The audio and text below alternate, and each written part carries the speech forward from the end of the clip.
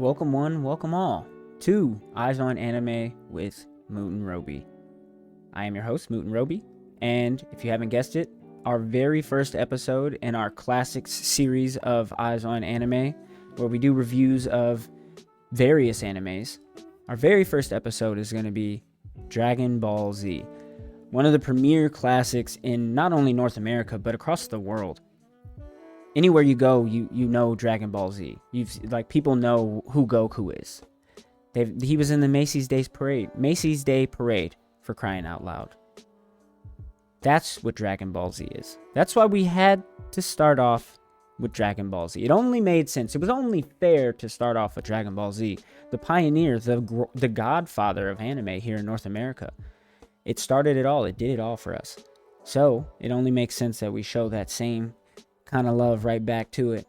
And also with it being my favorite anime of all time, let's get into this. We're going to start off with a very quick summary of what DragonballZ is all about. The general gist is it follows these characters known as the Z Warriors.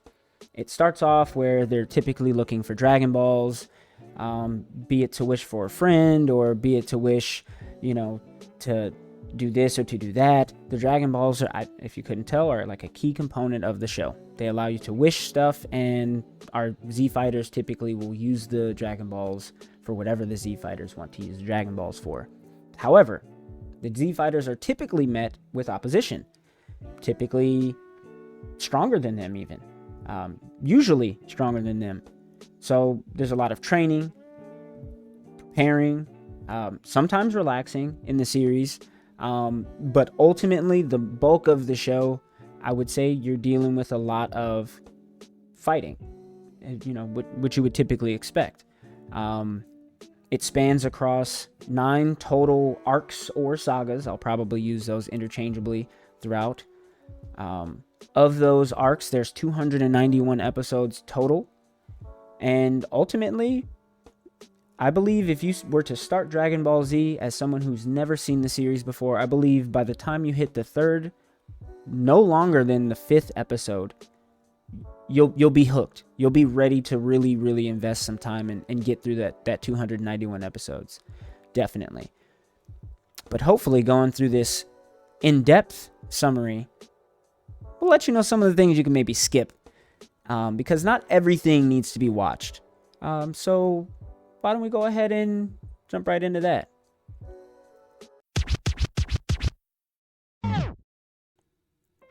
Our very first saga, our very first arc, if you will, that we start off with in DragonballZ is called the Saiyan saga, Saiyan arc, where primarily our Z fighters, our protagonists are met with these Saiyan antagonists. Across the entire Saiyan saga, there's a total of 3 of them that are physical, and there are 2 that are imaginary. You'll see what I'm talking about when you get to it.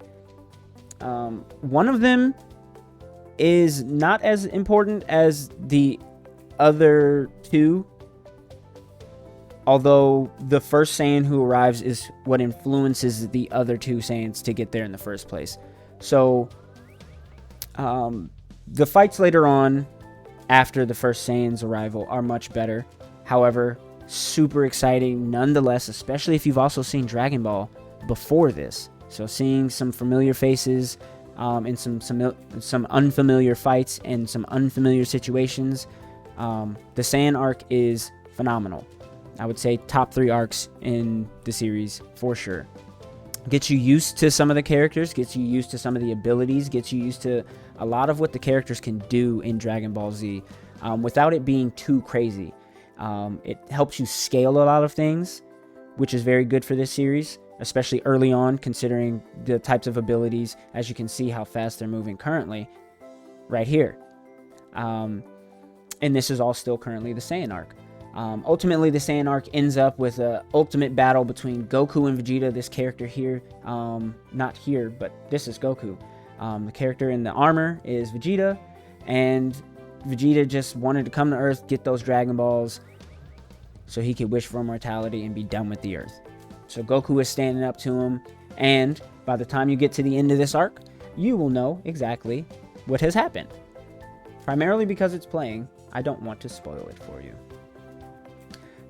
So, after the events of our Saiyan arc, that leads us directly into our Namek arc. Our Namek arc is essentially the saga where we had lost characters in the Saiyan saga because these big bad Saiyans, they were pretty strong, a lot stronger than our characters were able to get to. Even with Goku, although he arrived late, even with him showing up, he still wasn't able to fully defeat Vegeta. So Vegeta got away, and our Z Warriors are going to Namek, where one of the members of our team, who has just passed away, his name is Piccolo, he's from Namek. That's where the Dragon Balls come from. So we're going there so we can wish our friends back. You see kind of the theme that we got here? This will be the second time that they're using the Dragon Balls. They did that once to bring Goku back, but I'm not gonna, you'll see. So, on our way to Namek, we have some recurring characters, Bulma, Gohan, and Krillin. They're on the way there while Goku's in the hospital recuperating. They do their travel, and they arrive on planet Namek, and by the time they arrive, Goku's about leaving. So, that gives you a little bit of a timeline. Vegeta also arrives on Namek close to when our Z Fighters, the three of them, arrive on Namek. But not only is Vegeta there, we are met with very strong, very scary, apparently enemies, because they're out here doing the worst to these Namekian villages. They're destroying the villages, taking the Dragon Balls, destroying the people, just ruining the planet.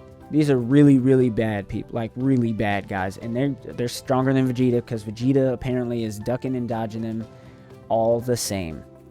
The biggest of these bad guys, there's a group called the Ginyu Force. They end up showing up. When they show up, they do a little tussle with some of our Z Warriors. Lo and behold, Vegeta ends up teaming up with these guys as well, because that's how big and bad these Ginyu Force fellas are. But we get so lucky because our savior Goku shows up, and things just get better. You know, they just get better. And then through a course of events, Goku ends up getting hurt. But we somehow get him into a recuperative chamber. He's getting healed up. The Ginyu Force is defeated thanks to him and Vegeta, our two super strong Saiyans. But what about Frieza? Oh yeah, I don't know if we've mentioned him yet. He's the leader of all of these big bad henchmen, guys. While Goku's recuperating, Frieza decides, you know what? It's time. It's time for me to start crushing you guys. You ruined my wishes with the Dragon Balls. You're ruining my plans with everything. So, you know, some of our Z fighters end up fighting Frieza. Maybe Vegeta ends up fighting Frieza for a little bit as well. Let me not forget to mention, Frieza's got some pretty freaky transformations. I believe a total of four total transformations. They're pretty strange, pretty odd looking transformations. Definitely worth the look. I'm a big fan of the way they went with his transformations. I think the fact that they take him and he looks different in each of these forms, but still the same Z. It's very nice. It's very cool design concepts that they used.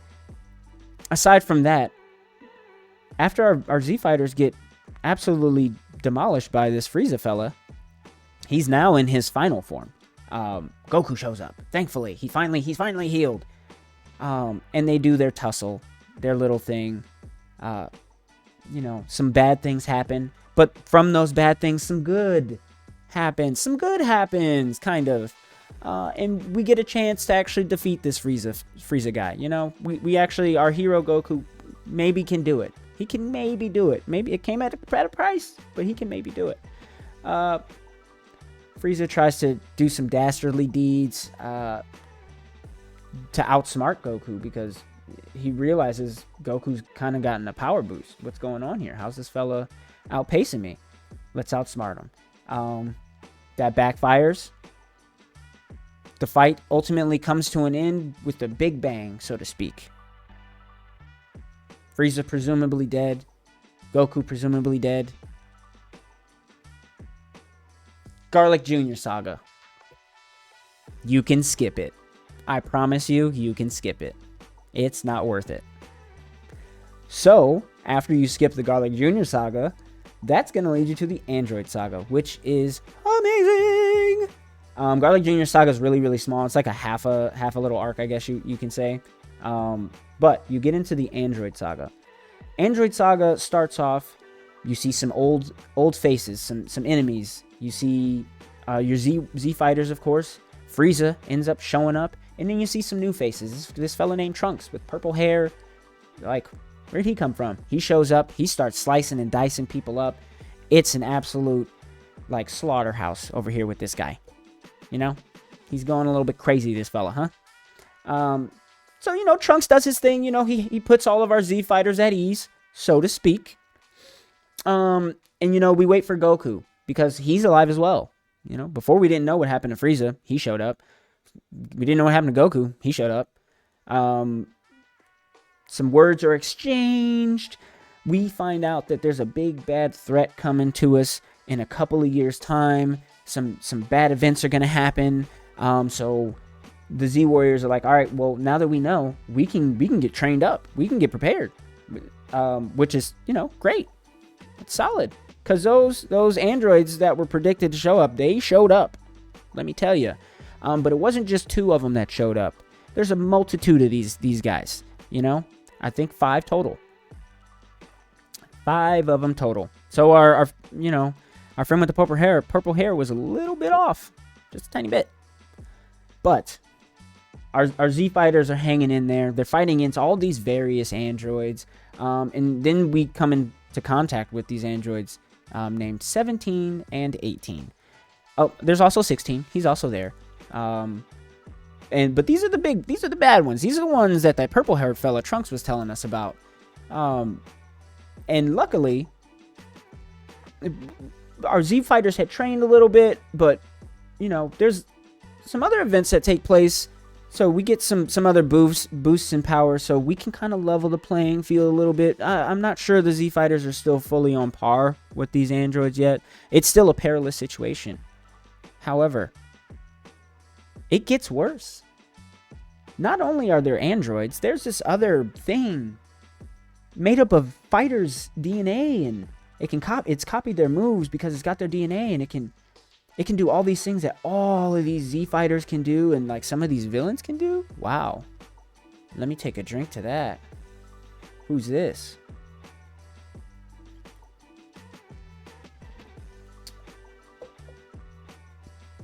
That creature's name is Cell. And he's crazy strong. His one purpose is to absorb those androids I told you about, 17 and 18. So he can be perfect. He can be the perfect being. That's what he wants. This causes all types of disarray for all of our Z fighters. You know, again, sacrifices are made for power. Sacrifices are made for power so we can combat this evil. And we see a great battle between Piccolo and this Cell creature. You'll see how it ends. It's okay. But Cell gets away. I'll say that. It's a good fight. You'll see. You'll love it. Cell gets away. Eventually ends up getting one of these androids. Gets the android, and it's a bad look for all of our Z fighters. And then Vegeta shows up. The guy shows up. The one, if you will. Hold on, let me think about Vegeta for a second. Vegeta's one of those characters that just... he outdoes himself sometimes. So Vegeta steps on the scene in a big way, you know? Especially with this Cell absorbed the second. He's got one of these androids, not the second one yet, but he's got that first android. Vegeta comes out, starts doing his thing, Prince of the Saiyans, blah, blah, blah, shows off his muscles. And then he does something foolish. He lets him get this last android. What a simpleton, this guy. At this point, we're out of the android saga, and we're in the imperfect Cell saga now. Okay? Imperfect Cell saga, but we're about to switch. Lots going on. So now Cell is perfect. And very quickly, Vegeta realizes that he's got nothing on him. Like, Vegeta should have probably watched the movie Never Back Down, because he could have picked up a few pointers, maybe. But Cell did his thing, you know? He handled him, so to speak. So, you know, our mysterious youth steps up, the guy with the purple hair. He shows up. He fought Cell as well. It was a decent fight. But But Cell was like, you know what? I want to test my strengths. And this is where this leads us. Straight into the Cell games. When I tell you the Cell games is one of my favorite parts of Dragon Ball Z, it's not my favorite arc, but it is pretty close. It's definitely the most rewatchable arc in Dragon Ball Z, in my opinion. I think a lot happens. The fights in the Cell games are amazing. The emotions in the Cell games are amazing.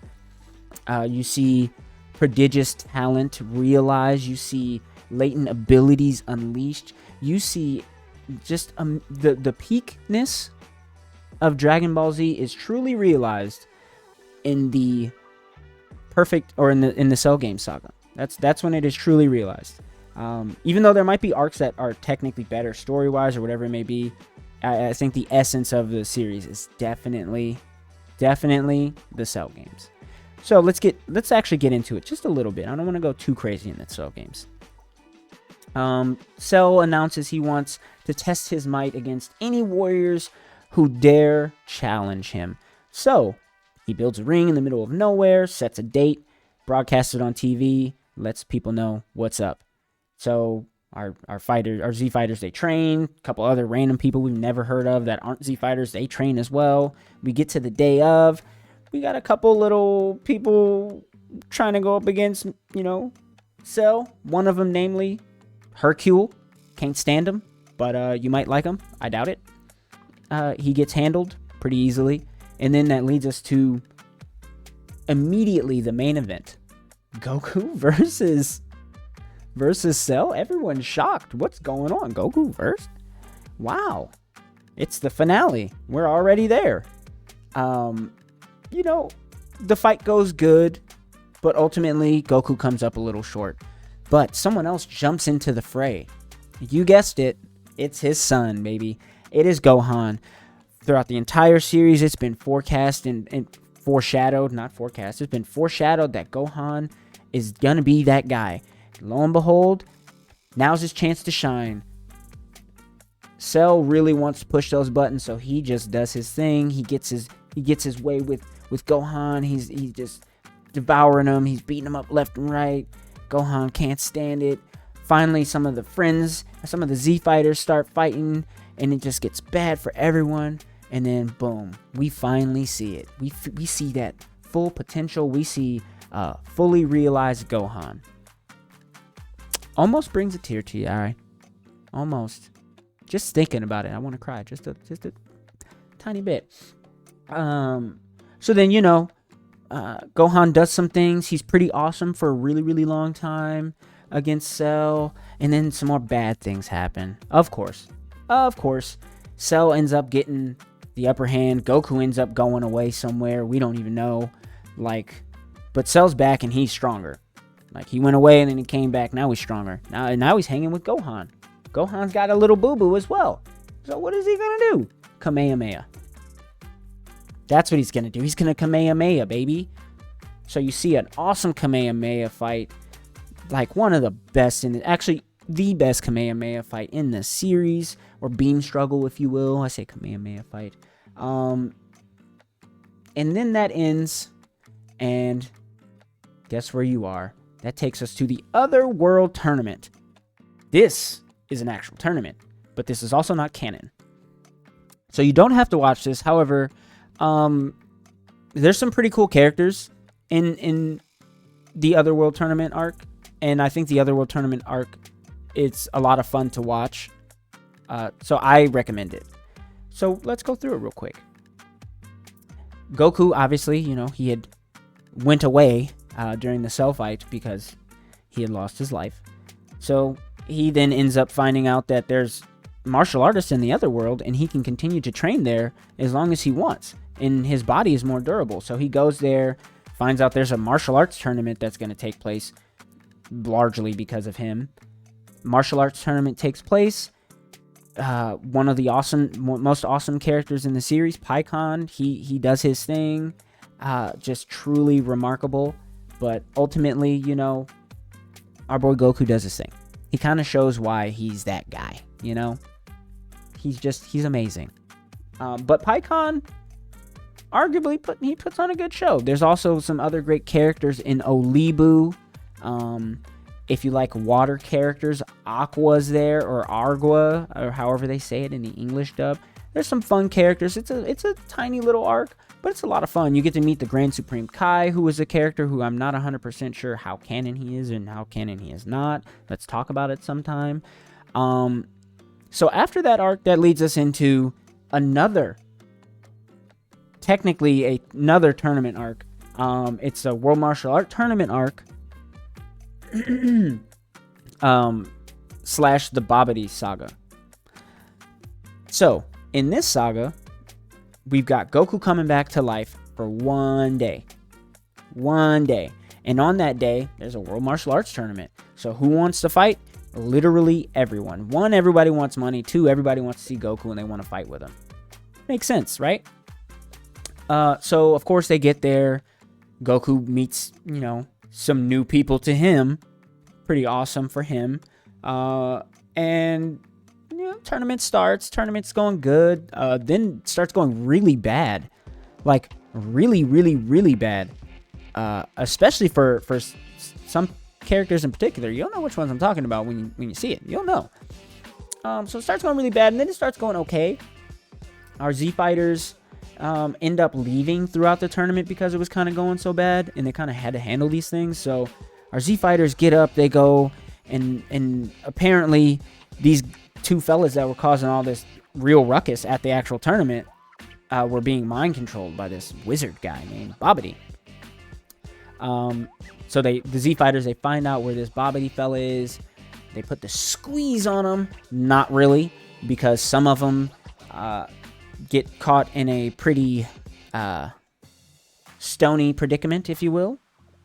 And some of them don't. So, obviously, the strong characters are good. So, our characters like Goku and our characters like Vegeta and Gohan, they're fine. They're definitely fine, We're not worried about these guys. So, with only our strong characters, our Saiyan characters, going into chase after these bad guys, because the other ones are now incapacitated, they meet not really much of a challenge because no one really knows how strong our main characters are, and then there's a little bit of a challenge when Gohan meets this character named Dabura, like this little red fella. He's got a sword. He's kind of cool. He spits on people, which is extremely disrespectful. Gohan should have beat him up for that alone.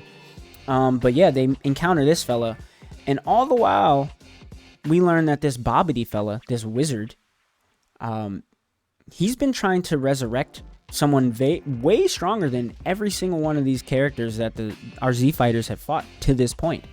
Every single one. And he's willing to do anything to make that happen. So, some bad things happen to a lot of these characters I mentioned multiple times.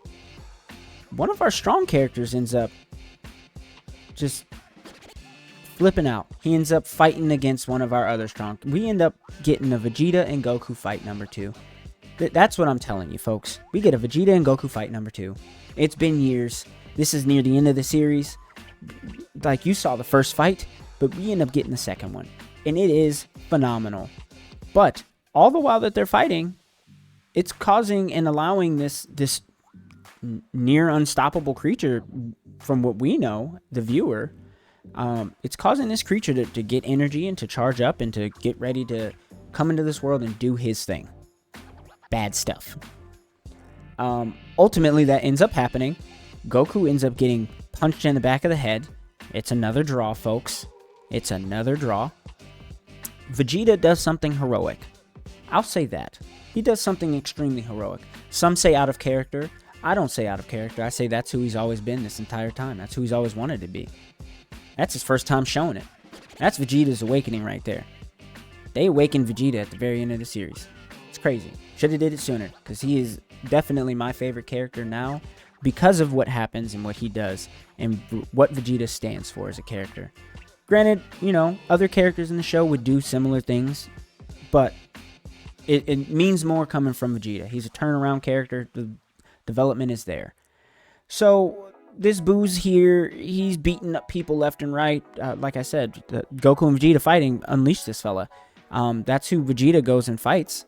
And then, Boo goes and fights someone else after Vegeta, if you can catch my drift what happens there. And it's literally left and right. People are just getting bamboozled and beat up.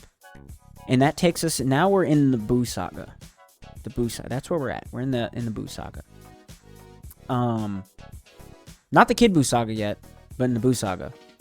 And the Boo saga is a bunch of different iterations of Boo, if you will. Boo goes through kind of how Frieza had a whole bunch of different transformations and whatnot. We get to experience that throughout this saga. Boo does a lot of transforming and metamorphosizing and getting stronger and getting weaker at times. He fights various different Z fighters.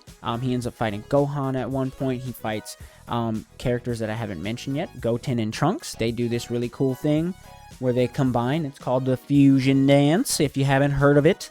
Ha! But yeah.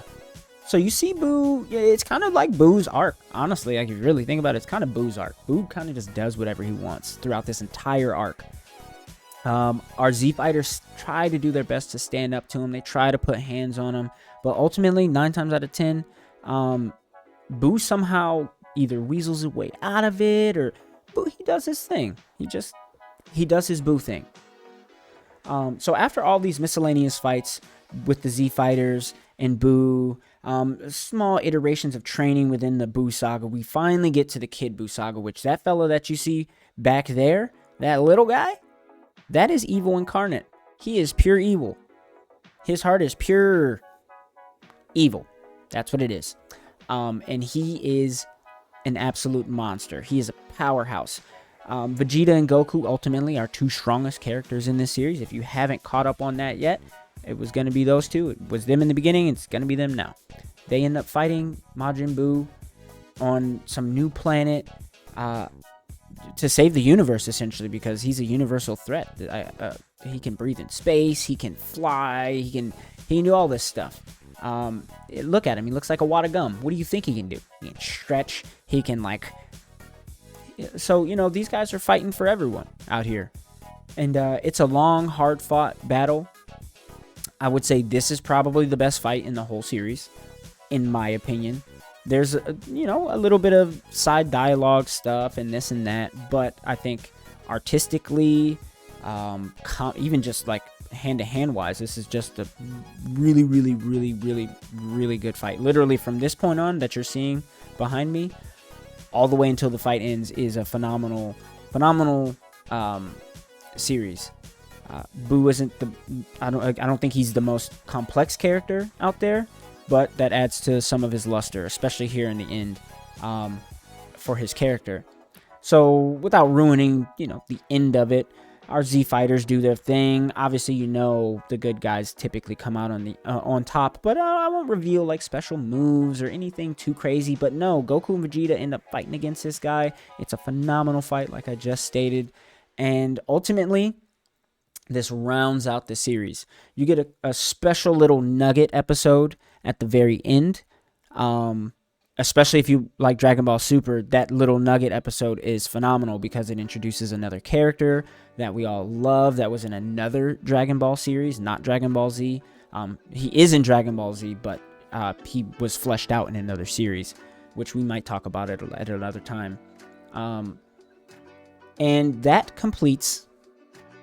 That didn't take that long, did it? That completes the deep summary.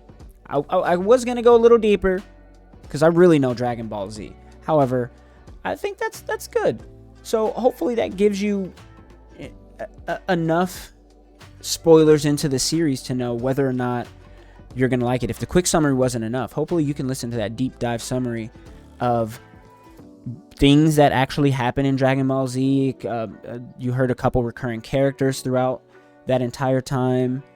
So, hopefully that sparked your interest in Dragon Ball Z. There's also Dragon Ball Z Kai, which is similar but not quite the same. I recommend Dragon Ball Z.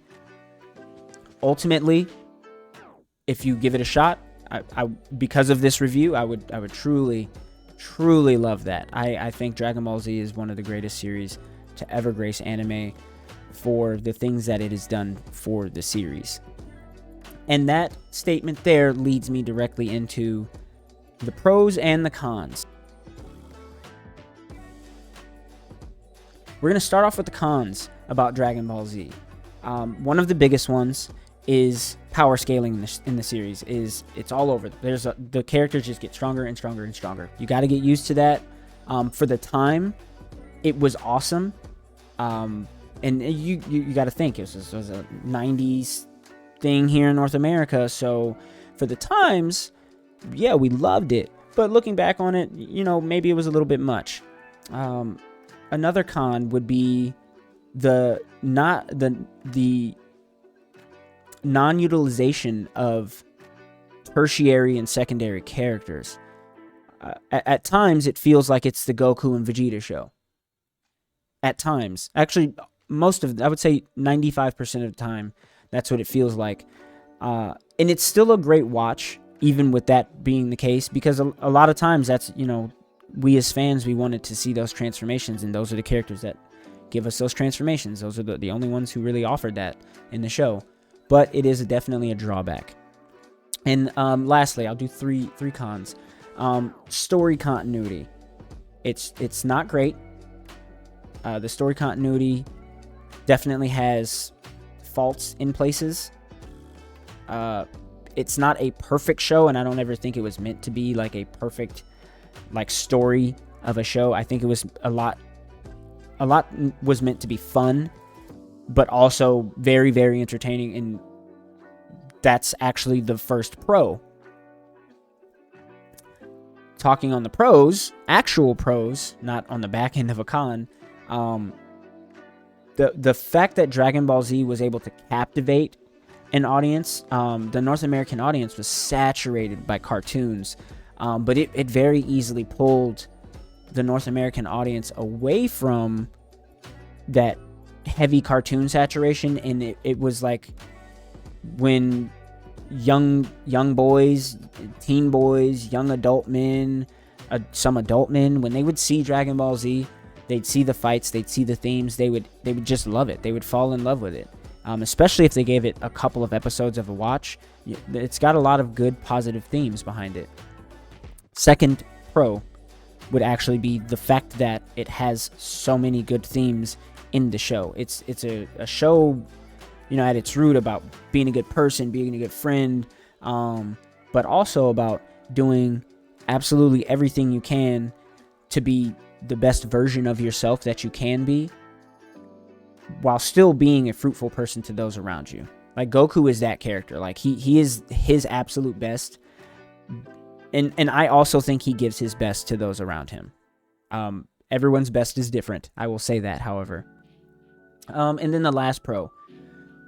This is a personal pro, but the nostalgia plays a big part in this show. For not just me, but I think for a lot of anime watchers, even younger than me, some older than me, I feel like the nostalgia piece of Dragon Ball Z, like I had mentioned at the very beginning of the video, it is the godfather of anime here in North America. I feel like that holds so much weight with this series. And ultimately, love it or hate it, Dragon Ball Z is definitely going to go down as the greatest series in anime history, at least here in North America. And if that's not the case, at least in my book. It's definitely worth a watch. Again, 291 episodes of pure bliss. And we are going to go ahead and rate this puppy.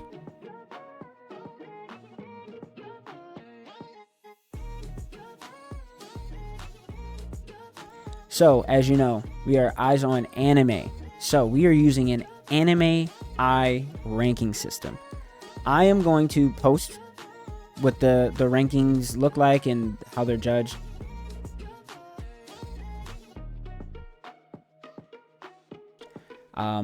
Roughly at the end of this. But for now, I'll just state this. The ranking that I'm going to give Dragon Ball Z is, drumroll, Renegon. Dragon Ball Z gets our highest tier for my personal opinion of the series, personal opinion, is going to be Renegon, which is our highest tier. That's S tier. My unbiased opinion, for again taking all the pros and all the cons into consideration, I feel like considering the time period, this is the more important rating, I guess you can say, ranking, I guess you could say. I personally, or not personally, I unbiased feel as though this show at the lowest has to be a Sharingan rank, which is our A tier. I feel as though some would give it a Mangekyo Sharingan rank, an A+, but I feel like just classifying it as Sharingan would also be okay with the general populace. I feel like